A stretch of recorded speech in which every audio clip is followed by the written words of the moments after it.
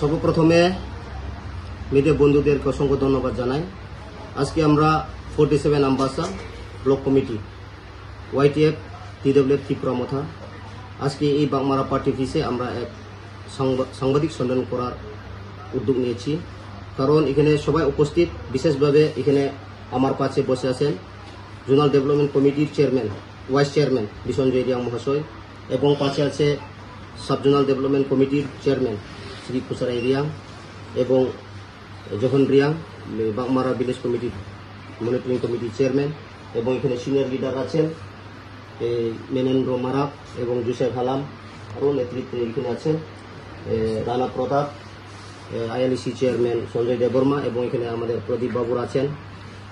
Main উদ্দেশ্য হচ্ছে, সবাই আপনারা অবগত আছে যে আজকে সারা ত্রিপুরা রাজ্যে যে একটা সেন্ট্রাল গভর্নমেন্ট হোম মিনিস্টার থেকে চিঠি দিয়েছিলেন যে 30 দিনের মধ্যে যারা অবৈধভাবে প্রবেশ ত্রিপুরাতে তাদেরকে চিহ্নিত করে ইমপ্লিমেন্ট করার জন্য, কিন্তু আমরা দেখতে পাই এখন অবধি কোনো স্টেট গভর্নমেন্ট উদ্যোক্তা নেই নাই। সেই জন্য আমরাও 47 আমবাসা ত্রিপুরা মথা হিজ হাইনেস মহারাজ নেতৃত্বে আমরাও বসে থাকবো না। এটাই আজকে এই পার্টির বিষয়ে আলোচনা হবে।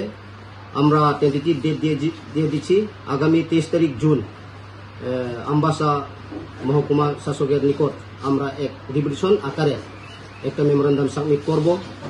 তো এটাই আমরা আমাদের ডিমান্ড, কোর ডিমান্ড, যে আমরা প্রথম থেকেই যে আমাদের ডিমান্ড, আমরা আঞ্চলিক দল দীর্ঘ বছর করেছি, সেই সময় তৎকালীন থেকে আমরা যে সমাচরণ ত্রিপুরা, নগেন্দ্র জমাতিয়া, দ্রাউ কুমার রিয়াং, বিজয় কুমার রাংখল নেতৃত্বেও তৎকালীন পিজেস থেকে শুরু করে LPT এখন ত্রিপুরা মথা। তো আমাদের এটাই ডিমান্ড যে যারা বাংলাদেশ থেকে অনুপ্রবেশকারীদের চিহ্নিত করে ইমপ্লিমেন্ট করার জন্য। তো শুধু সেটা নয়, এখন আমরা দেখতে পাই আমরা IPFT ত্রিপুরা মথা এবং BJP একই শরিক দল। তথিবা আমাদের রাজ্যে যে মহারাষ্ট্রের নেতৃত্বে ত্রিপুরা মথা ত্রিপুরা রাজ্যের এবং সেন্ট্রাল গভর্নমেন্ট যে ট্রিপার্টাইট অ্যাকর্ড এখনো বাস্তবায়ন করা হয় নাই। সেই জন্য আগামী দিনে আমরা ত্রিপুরা মথা আমবাসাও বসে থাকবো না।